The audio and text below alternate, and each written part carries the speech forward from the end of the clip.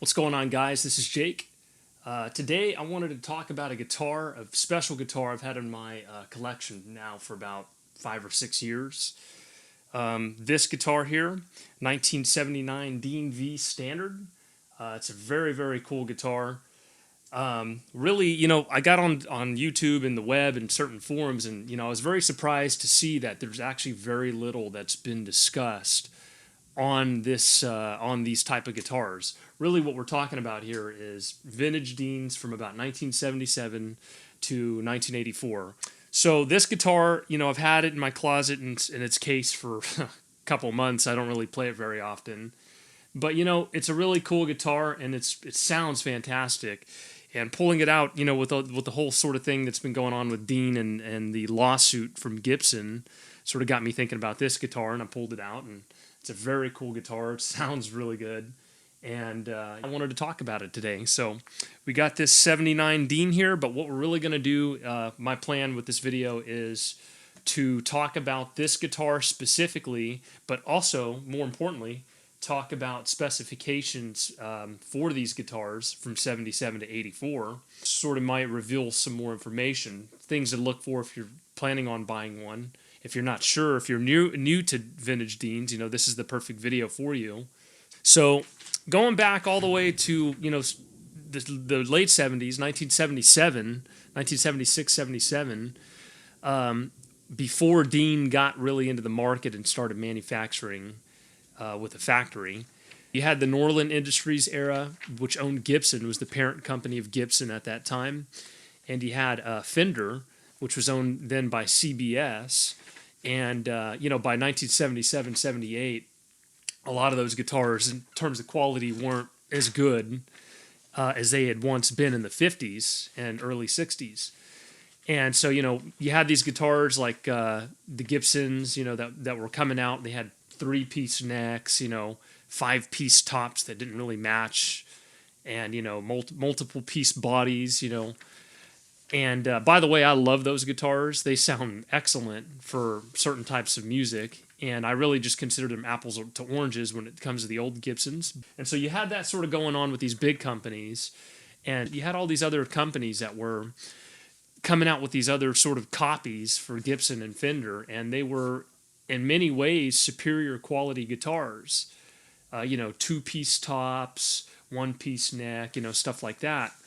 And so you had, now with that happening, you almost had like a backlash of American companies, smaller companies, sort of getting into the game, the market, about 1976. They saw what these Japanese companies were doing, and how poorly these American companies, these really big tycoon companies, Martin as well, were sort of manufacturing their guitars. And you had these other companies. 1978, very, very bustling time for the guitar industry, because you had Hamer, which was coming out around that time, and that they were basically making essentially Gibson-inspired guitars, heavily on the Explorer. And you had these other, like I said, the Japanese companies. You had BC Rich coming out, and they were making some quality guitars that were a little bit different. And then you had Dean, who was at the time, he was a pretty young kid. He was probably about 20, and he had actually been a repairman in the Chicago area, doing repair work for years, a couple years, and decided to make his own company and manufacture his own guitars. So in about 1977, 76, 77, Dean Zelinsky started, making the prototype for what would become his Dean company, his Dean guitars. And so in 77, he did the NAMM show and started to sort of try to see who would be interested in these guitars. And he did start to get some clients, but in 78, really that was the first year where the guitars went into production officially. And he had opened up his factory around that time in Evanston, Illinois. And, if you go to like his website, he'll talk about it briefly, but he mentions that, he had to be creative in sourcing these sort of like the lacquers, the wood, where he was going to get the wood from, the brass hardware, the plate and the jack plate, the tuners, the bridge, all that stuff. He was working out how to source it, and so a lot of it turns out was in house. You can see here. There's a photo of a craftsman holding a brass V plate. That might be an Explorer Dean Z plate, but that was in house. That was made in house. They had a metalworking area, and those plates were cut, buffed, and lacquered, and installed on the guitars, as well as the jack plates. And so he cut other deals with some of the people who were supplying Gibson at the time. VJ Dolan is one company, and VJ Dolan goes as far back as the 40s or 50s with Gibson, and he would use that as that was for his finishes, the color and the finishes in the guitars. And so they were sourced out of Chicago, and the lacquer was Mobile Chemical from Illinois as well. So a lot of this stuff was local, and you can see that Dean also had some other deals going on his website as far as sourcing. He we'll jump into this in a little bit, but he made deals with DiMarzio as well. But over the years, you can see Dean started to pick up momentum, and you'll see them in various ads in the late 70s and early 80s, mainly guitar magazines. And you can see how he also used models to sort of as branding for the company to sort of pick up momentum. And that's kind of the audience he was looking at, were these people who were probably around his age, at the time, 20s, early 30s. And that's really what he did. And they started to really pick momentum up in the early 80s. And so, at the time, in 1979, around the time that this guitar was made, Dean's factory consisted of only about 10 craftsmen. And many of these craftsmen didn't really have a background in guitar making. Some of them were woodsmiths, but they didn't really have specific expertise in these fields. And one thing I thought was interesting is, the duration to make a guitar at that time in late 78, early 79 was about 6 weeks per guitar. That's a really long time compared to these companies like Gibson that were churning out guitars. The body construction alone took about 2 weeks, and then the finish application was really what took the longest. That took about 4 weeks. And Dean talks about on his website that, the process involved 10 coats of time-cured lacquer. And now what that means is they would spray a coat of lacquer, and they would just wait for it to dry. They didn't have like a process to speed that up like Gibson did. So they would spray 10 of these, and that would take about 4 weeks. And so now I will mention a lot of these Deans from this era. You can buff them up and get a pretty nice finish on them if you got one that's had some wear on it. But I will say, generally speaking, the lacquer varies as far as, it's not thin like the early Gibsons, the 50s and the 60s Gibsons. It's kind of a thicker lacquer that seems to have a little bit more plasticizer. And so what happens if it has too much plasticizer is it'll get foggy. And sometimes you'll see on these old vintage Deans, if you don't really buff it up every so often, it starts to get really foggy, the finish. And it's pretty tough to buff out, and anytime you're trying to buff it out, it just seems to smear. So that's one thing. So what you have to do with this type of finish is you really have to buff it out with elbow grease, get a really good finish on it, and then put some polish on it to get a good shine on it. But that's the finish we're talking about here, 10 coats, and they did vary from guitar to guitar. Dean's company was that small at that time. So they, no two guitars are really the same. So, okay, so we're going to talk about, now we'll also talk about the finishes. You had two finishes. You had three, but you had two sunburst finishes. You had Cherryburst and you had Brasiliaburst. And this Dean here, this particular Dean is in Brasiliaburst, and they vary. They do vary from guitar to guitar. And I've had you'll see in a photo here, I had a 78 Dean V I sold a few years ago. And I had my 79 here and the 78 sort of a picture. You can see I'm comparing the two. And those are two Brasiliabursts.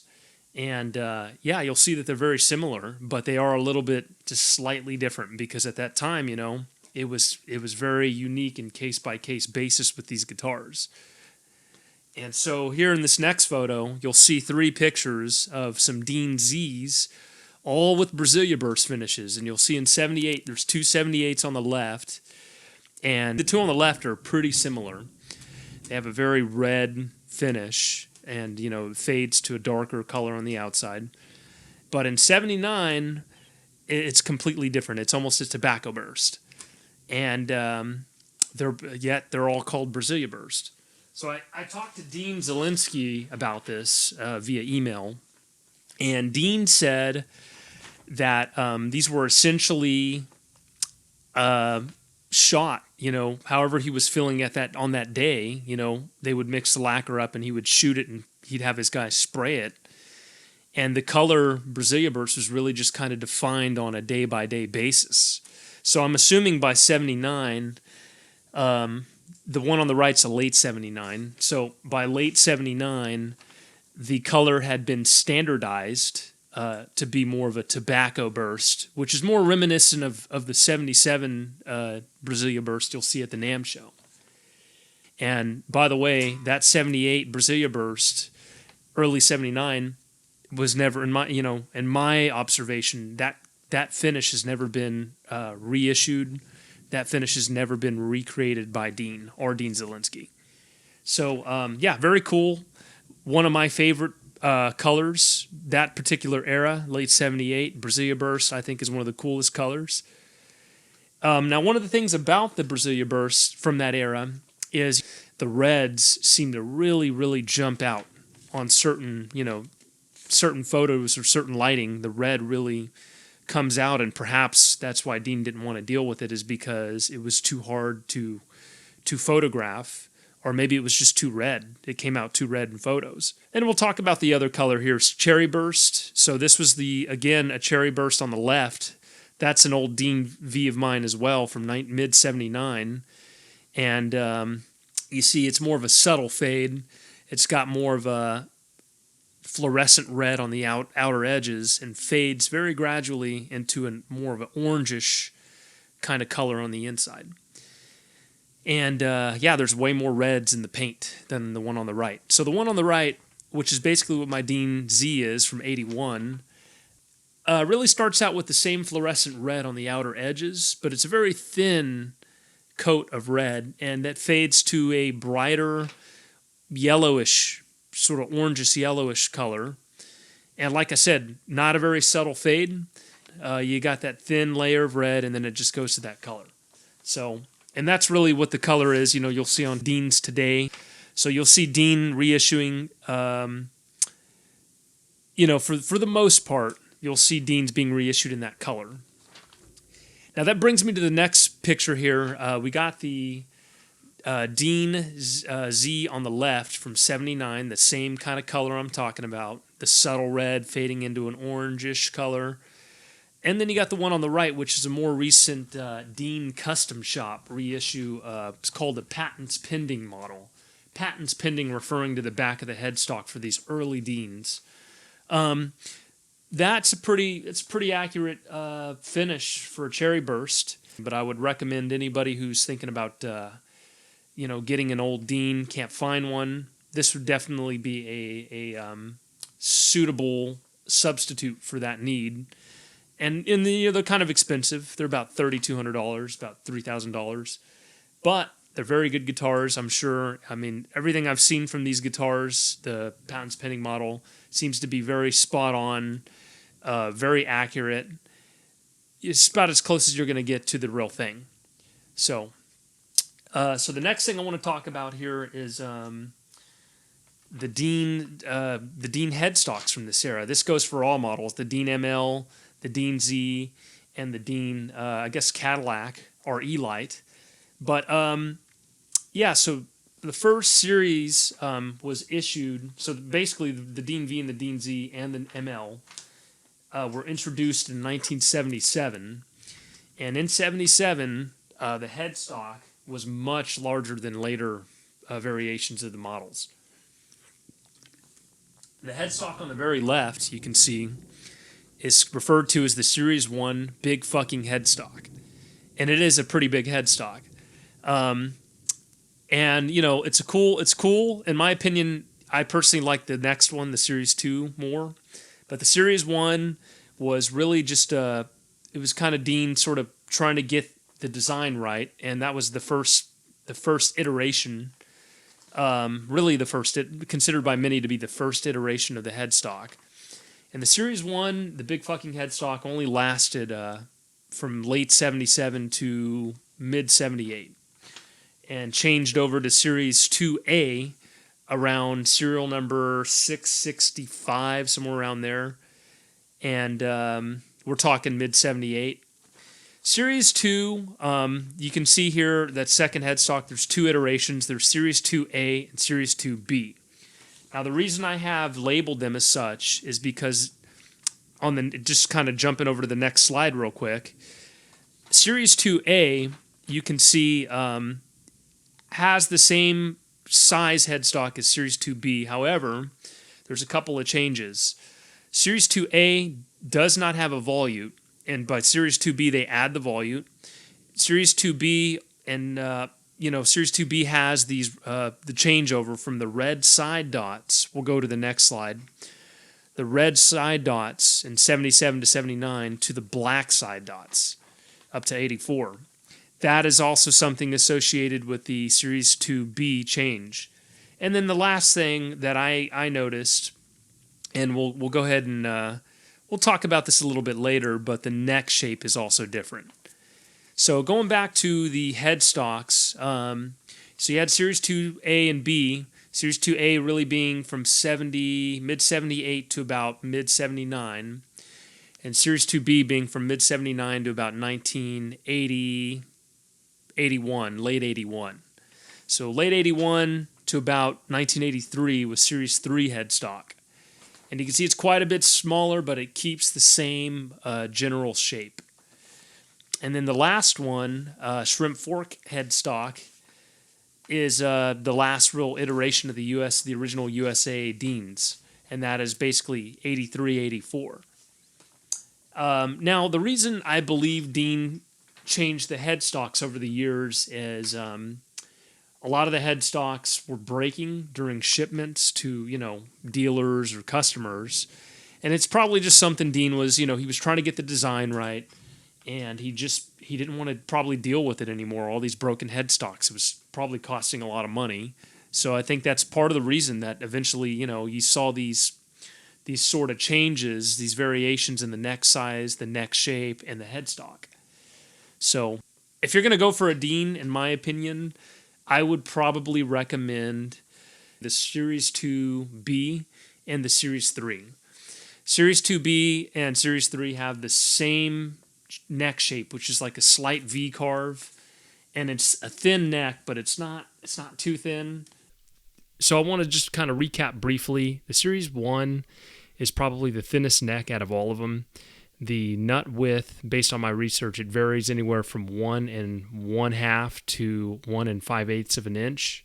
The neck depth is anywhere from 0.75 inches to the 12th fret is going to be about 0.85 inches. Series 2A is probably the thickest and chunkiest neck out of all of the different series headstocks. However, even though it's the thickest, it's still very easy to play. It's not a baseball bat. It does have more of a C profile, and the nut width is a little bigger. It's anywhere from 1 5/8 of an inch to 1 11/16. The depth of the neck at the first fret is about 0.88 inches, varies from 0.88 inches to about 0.95 inches at the 12th fret. Series 2B and Series 3 are probably the most consistent necks, and generally the nut width is anywhere from 1 5/8 of an inch to 1 11/16. From my experience, and I've had about 4 or 5 of these, but the depth at the 1st fret and the 12th fret is about the same. It's about somewhere in between 0.87 and about 0.89 inches. Very, very comfortable neck. It feels thinner because it has that V profile, and it is thin, but it's not bladey. So that's my favorite. The shrimp fork is, from what I've read, it is very similar neck profile. However, you obviously got the different headstock, so it's just going to feel a little bit different. So we're going to talk about the next thing here, DiMarzio pickups. All Deans, early Deans, were equipped with DiMarzio pickups. They were notorious for the DiMarzio pickups. And Dean was really the first guitar manufacturer to include these DiMarzio pickups in his guitars, straight out of the box. So we're going to talk a little bit first about the DiMarzio brand. So in the late 70s, you had some of these artists like Al Di Meola that were sort of sponsoring this DiMarzio company that was only a few years old at the time. And so DiMarzio was kind of one of the flagship companies for modding your guitar and putting pickups in. So, 78, like I said, Dean comes out with the Dean Z, the V, and the ML. And, you can see here in this DiMarzio catalog from 1978, the Super Distortion Humbucker was the pickup of choice, and it was a pretty hot pickup, still is, but these earlier ones are, in my opinion, sound a little warmer. So just some DiMarzio history here. Want to talk about the pickups. So, like I mentioned, mid-70s they got big, right? But pre-75 really were the earliest of early DiMarzio pickups. And many of these didn't have DiMarzio anything stamped on them. They were just blank on the bottom. It was a brass plate on the bottom, and they had single conductor wiring.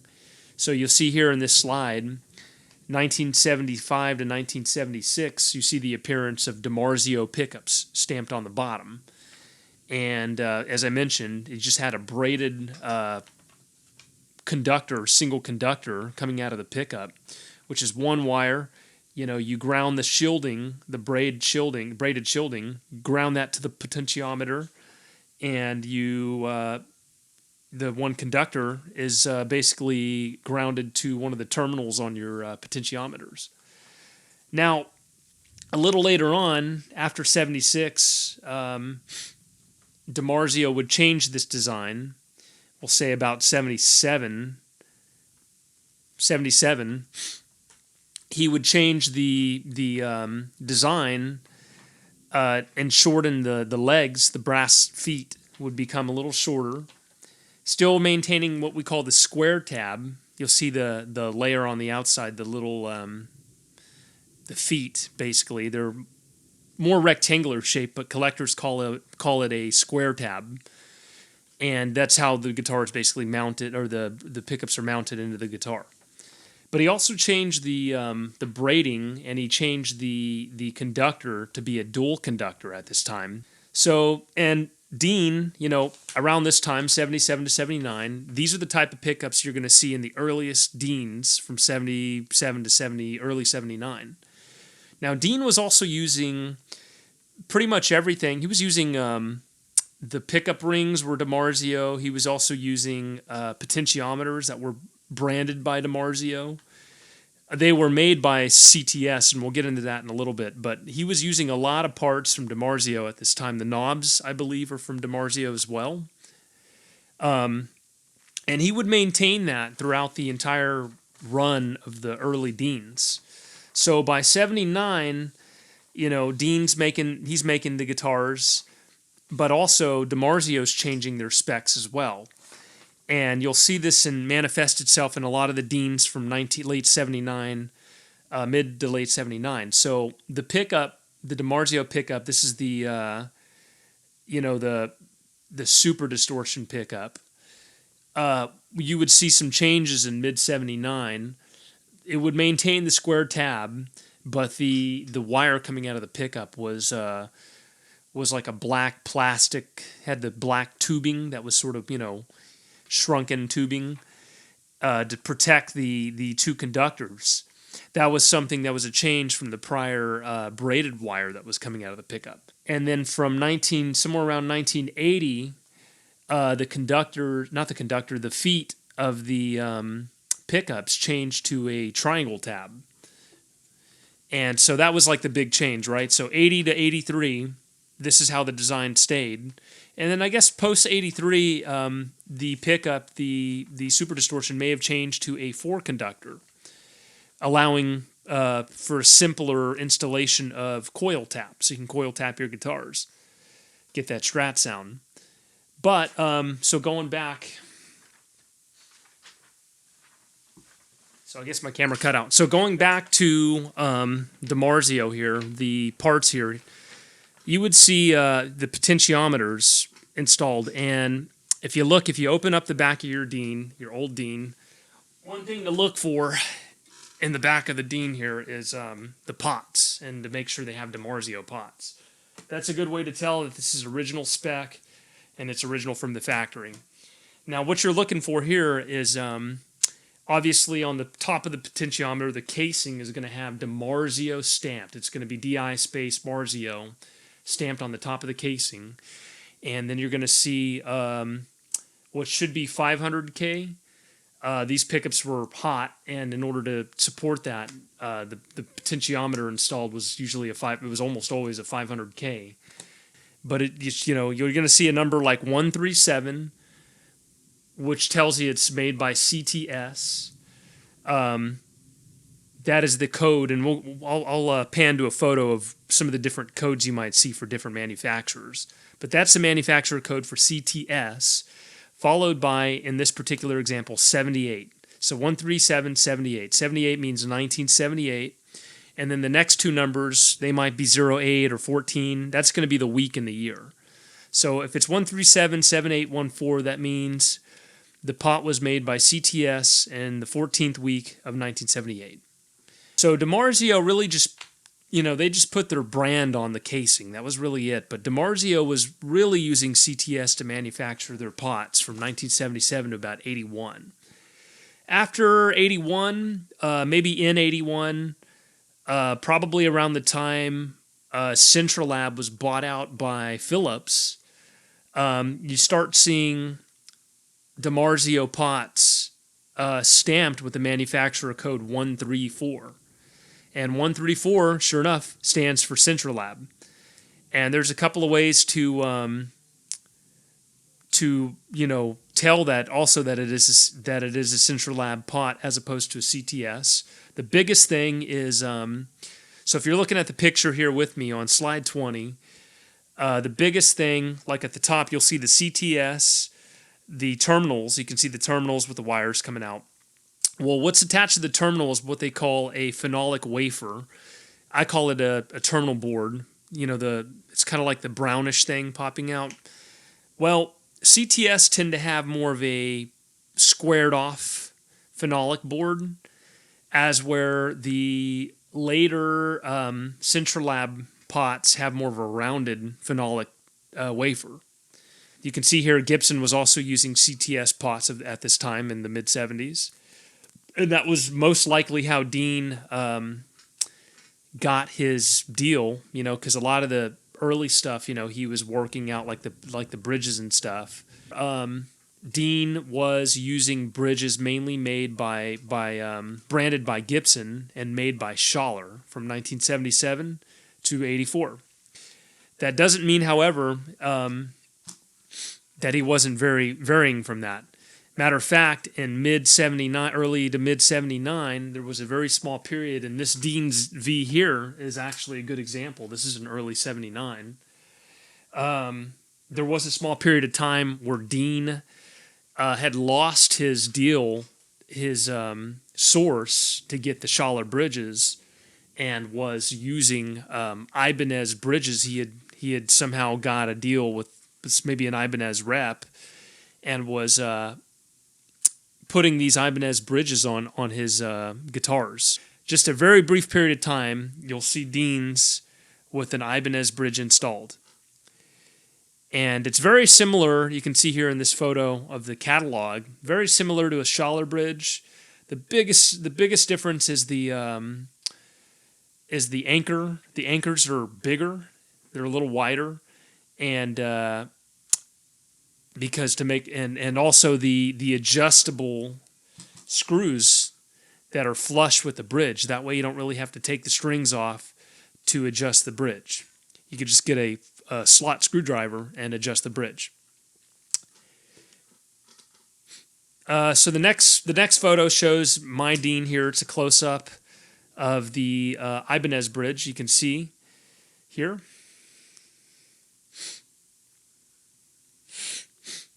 So other than the Ibanez bridges, around this serial number, you'll see a few Deans. I'm sorry, not a lot of. You'll see a few Deans with a factory poker chip.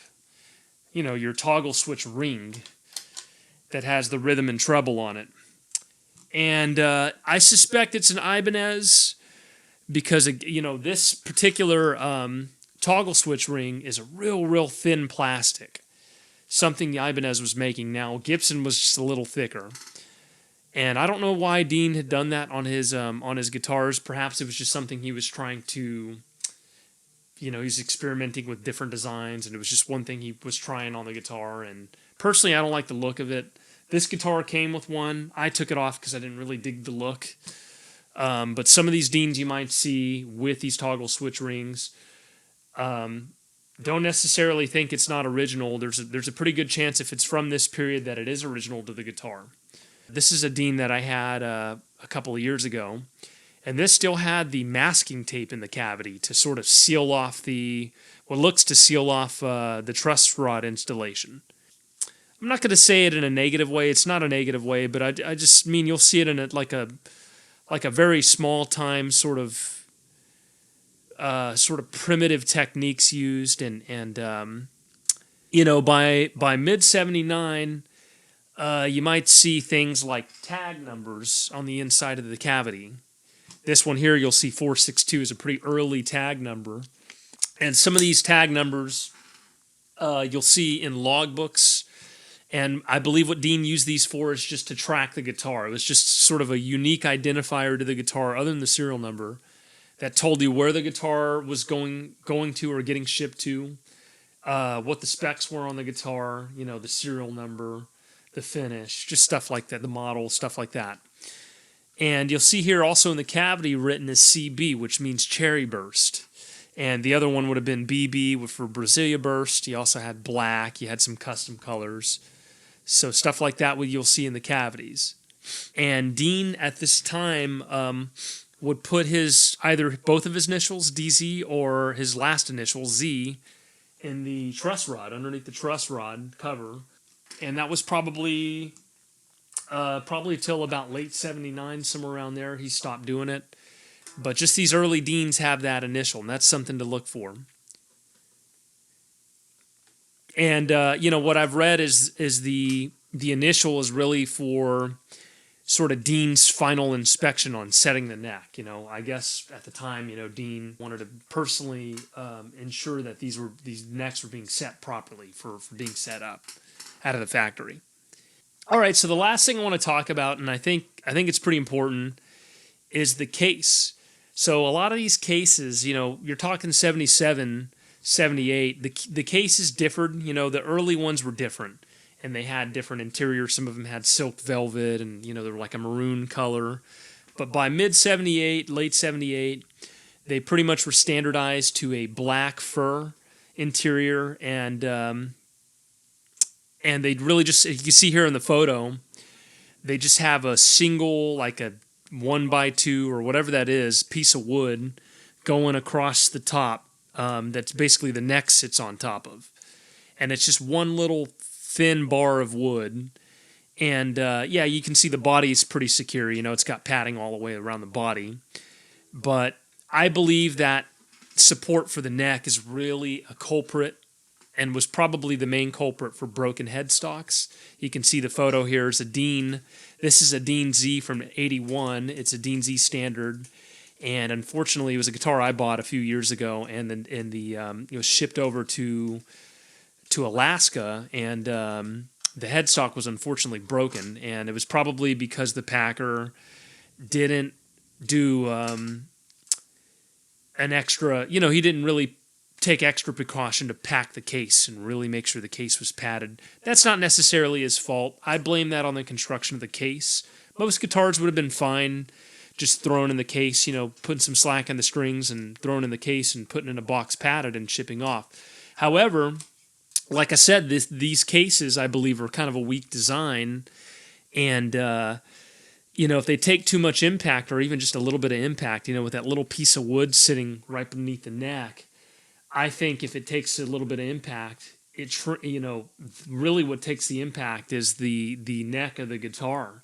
So I really think the modern Dean cases are probably the way to go. If you end up buying a vintage Dean and you got one that hasn't had a broken headstock and it's in good condition, I would seriously recommend that you get a second case or you get a replacement case for it. Getting a modern Dean case is probably the better way to go.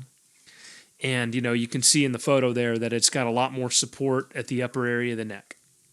So one more thing I wanted to talk about with these old Deans is the strap button location.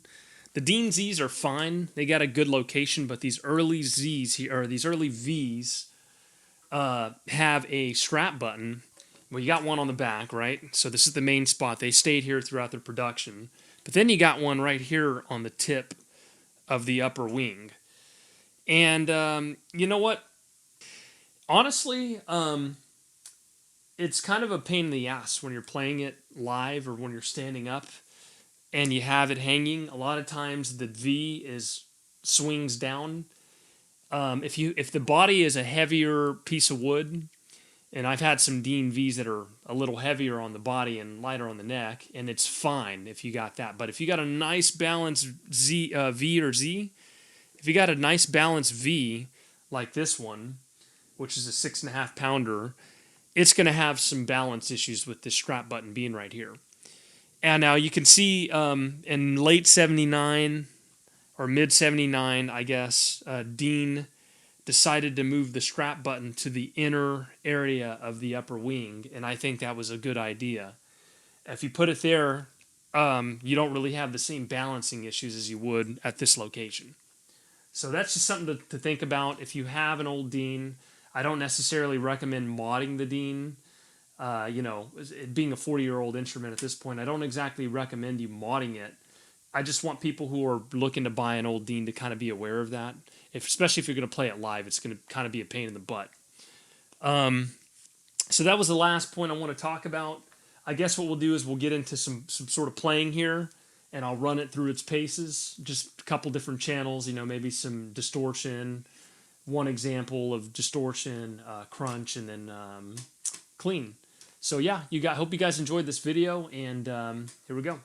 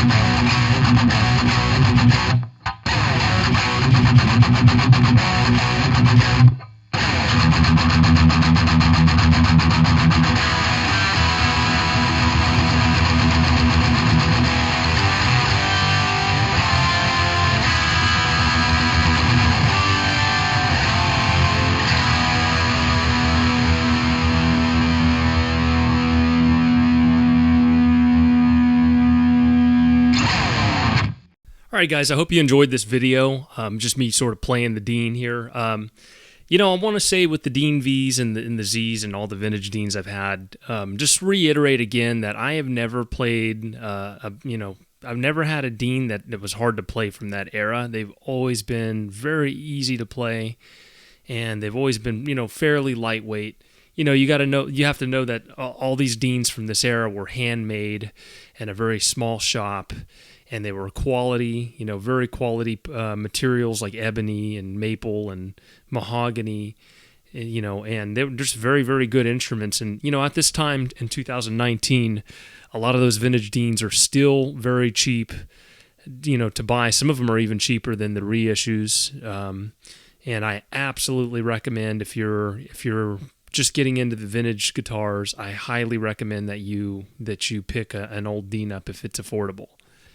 So yeah, with that said, I want to just say thanks for watching, and I hope you guys enjoyed this video. Thanks.